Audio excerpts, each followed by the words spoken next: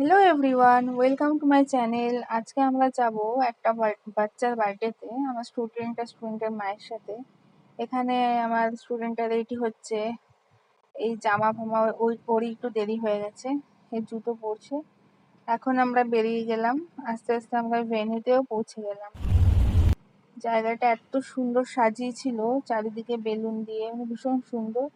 এটা ব্যারাকপুরের একটা রিসর্ট, খুব সুন্দর সাজিয়েছে। ডেকোরেশনটা তোমরা সবাই দেখো। পেছনে একটা সুইমিং পুলও ছিল, অনেক সুন্দর। এখানে স্টার্টারের জন্য এই জায়গাটা, এইখানে বুফে সিস্টেমটা করেছিল। এখানে কফি ছিল, স্টার্টারে অনেক কিছু ছিল।